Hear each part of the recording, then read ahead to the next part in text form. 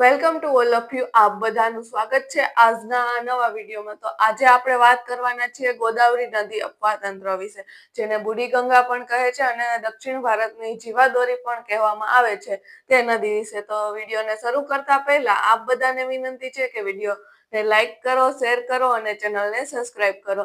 અને આપણે રોજે છે એક મોટિવેશનલ થોટ સાથે વિડીયોની શરૂઆત કરીએ છીએ. એવી નવી શરૂઆત કરી છે નવા વર્ષની શરૂઆતમાં. હવે ખાલી જૂના વર્ષ એટલે કે 2025 ના માત્ર 2 જ દિવસ રહ્યા છે. 29 તો આજ થઈ ચૂકી છે, 30 અને 31 એવા 2 જ દિવસ રહ્યા છે. તો આજનો મોટિવેશનલ થોટ એ છે કે तुम इतना पढ़ना कि लोगों के पैसों का घमंड है तुम्हारी पढ़ाई के सामने कम हो जाए, क्योंकि दुनिया है वो रिजल्ट देखती है, स्ट्रगल है इस दुनिया में कोई नहीं देखता कि आप कितना कर रहे हो. क्योंकि आज के जमाने में जो भी दुनिया है 2 साल के 2-3 વર્ષ પછી લોકો તમને એ નહીં પૂછે કે તમે કેટલી પરીક્ષાઓ આપી, પણ તમને એ પૂછશે કે તમે શું કમાઓ છો અને કેટલા કમાઓ છો અને શું કરો છો. તો એ બધી વાત તો પછીની છે કે લોકો હંમેશા રિઝલ્ટ જ દેખે છે, સ્ટ્રગલ કોઈ નથી જોતું. અને સ્ટ્રગલ ટાઈમમાં આપણે કોઈ સાથે પણ ન હોય, આપણા ખાસ મિત્રો હોય, અમુક મિત્રો જ સાથે હોય. મારી જ વાત કરું તો મારું ફ્રેન્ડ સર્કલ ખૂબ મોટું હતું, પરંતુ જ્યારે જ્યારે છૂટતા જઈએ ને આપણે બધાથી, એ પણ આપણને કોઈ નવરા ન હોય, આપણને એ પણ એની લાઈફમાં વ્યસ્ત થઈ જાય ને આપણે પણ આપણી લાઈફમાં વ્યસ્ત થઈ જાય. તો નવા વર્ષોમાં તમને બધાને એક વિનંતી છે, એક સંકલ્પ કરો કે ખુદ ઉપર ફોકસ કરજો બીજા કરતા. તો આ સાથે જ આપણે આજનો વિડીયો શરૂઆત કરીએ છીએ કે ગોદાવરી નદી અપવા તંત્ર. તો એ ક્યાંથી શરૂ થાય છે, પહેલા તો એ વાતની કરતા પહેલા હું તમને જણાવી દઉં કે ગોદાવરી નદી અપવા ની લંબાઈ કેટલી છે, તો કે 1465 કિલોમીટર છે. ગોદાવરી નદીની લંબાઈ છે. કોઈ પણ નદી હોય, મેં તમને દર વખતે કહું છું, આપણે લંબાઈ જોઈ જ લેવાની.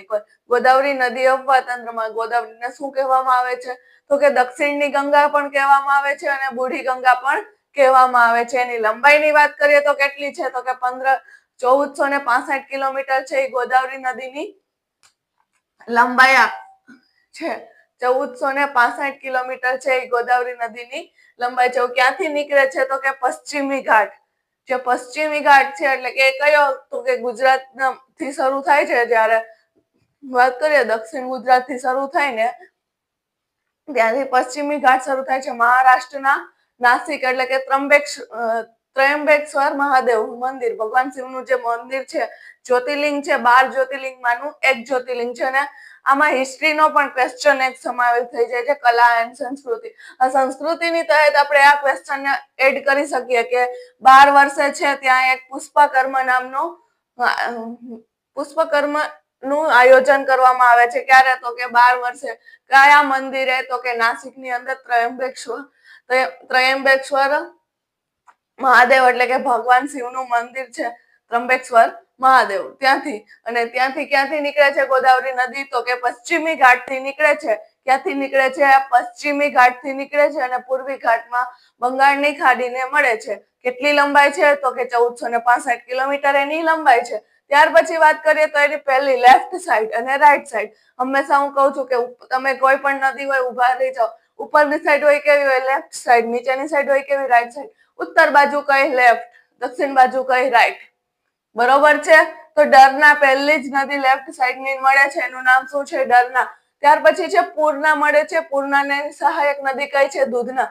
પૂર્ણા અને દૂધના બે ભેગી થઈને કોને મળે છે, તો કે ગોદાવરી નદીને મળે છે. ત્યાર પછી છે અજંતા નદીમાંથી કઈ નદી નીકળે છે? સોરી, અજંતા પહાડીમાંથી કઈ નદી નીકળે છે, તો કે પેનગંગા. યાદ રાખવાનું કે અજંતા ને પેન છે. પેન એટલે દુખે છે એને હાથ પગ, બરોબર છે.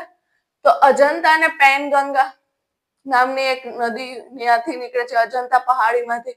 ત્યાર પછી છે સતપુડા પહાડીમાંથી કઈ નદી નીકળે છે, તો કે વર્ધા નદી નીકળે છે. અજંતામાંથી પેનગંગા નીકળે છે.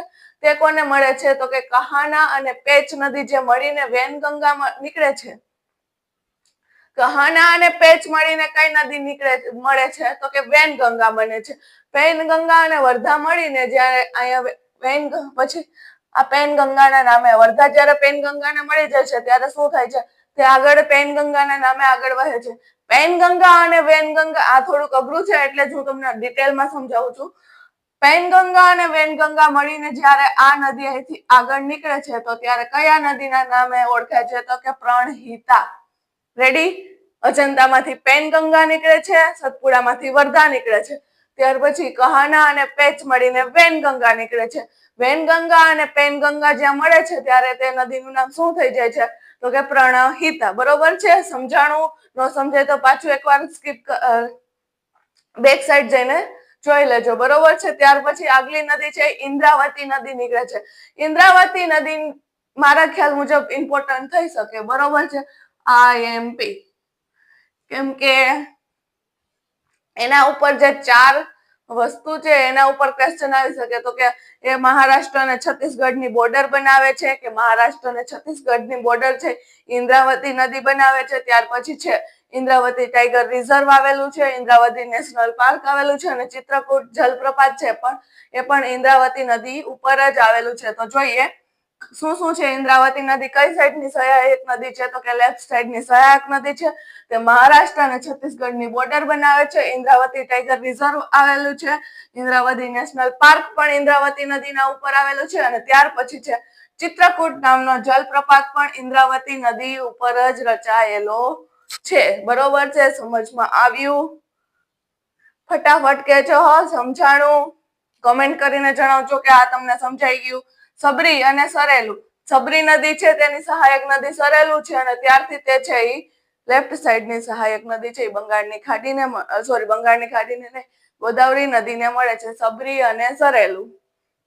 ત્યાર પછી છે લેફ્ટ સાઈડની સહાયક નદી એટલે કે જમણી બાજુની લેફ્ટ સાઈડની ઉપરની રાઈટ સાઈડની સહાયક નદી એટલે કે જમણી બાજુની સહાયક નદી. પહેલી જ નદી કઈ મળે છે? તો કે મુલા નદી. મુળા નથી હો, મુલા હે. ત્યાર પછી છે બાલાઘાટની પહાડીમાંથી કઈ નદી આવે છે? તો કે મંજરા નદી. ત્યાર પછી કઈ નદી આવે છે? મુનેરા અથવા તો તેને માહેર નદી પણ કહેવામાં આવે છે. અને આખરે આ બધી નદીઓ મળી અને ગોદાવરી નદીને મળે છે. ત્યાર પછી ગોદાવરી નદી ક્યાં કોને મળે છે? તો કે બે ઓફ બંગાળ એટલે કે બંગાળની ખાડીને મળી જાય છે. હવે વાત કરી લઈએ કે ગોદાવરી નદી ઉપર કયા કયા મહત્વપૂર્ણ બાંધ બાંધવામાં આવ્યા છે. તો કે પહેલો જ બાંધ છે ગંગાપુર બાંધ બાંધવામાં આવ્યો છે. ત્યાર પછી છે જાયકવાડી બાંધ બાંધવામાં આવ્યો છે. આ ડેટા છે, આમાં હું શું સમજાવી શકું કે બાંધ આને કહેવાય, બે બાજુથી આમ પિલર હોય વચમાં આમ હોય એને બાંધ કહેવાય, એવું તો હું સમજાવી ન શકું. એટલે આ ડેટા છે જે તમારે યાદ રાખવા પડે. બરોબર છે? ગંગાપુર બાંધ આવેલો છે, જાયકવાડી બાંધ આવેલો છે, વિષ્ણુપુરી બેરાજ આવેલું છે, શ્રીરામ સાગર આવેલું છે, પોલાવરમ આવેલું છે, ત્યાર પછી છે કાલેશ્વર લિફ્ટ બાંધ આવેલો છે, દોલેશ્વર બાંધ આવેલો છે, ઈચ્છાપલ્લી આવેલું છે, નિજામ સાગર આવેલું છે. હવે એકવાર ફટાફટ રિવિઝન કરી લઈએ. દરના કઈ નદી મળે છે? લેફ્ટ સાઈડ ની દરના પૂર્ણાની સહાયક નદી દૂધના મળીને મળે છે. અજંતાની પહાડીમાંથી પેનગંગા આવે છે, સતપુડામાંથી વર્ધા આવે છે, કહાનામાંથી પેચ આવે છે, કહાના અને પેચ મળીને વેનગંગા મળે છે, વેનગંગા અને પેનગંગા મળીને પ્રણહિતા બને છે. ઇન્દ્રાવતી નદી મળે છે. ઇન્દ્રાવતી ઉપર મહારાષ્ટ્ર અને છત્તીસગઢની બોર્ડર આવેલી છે. ઇન્દ્રાવતી ટાઈગર રિઝર્વ પણ કહેવામાં આવેલું છે. ઇન્દ્રાવતી નેશનલ પાર્ક પણ આવેલું છે. સિવાય ચિત્રકૂટ જલપ્રપાત આવેલો છે. ત્યાર પછી શું છે?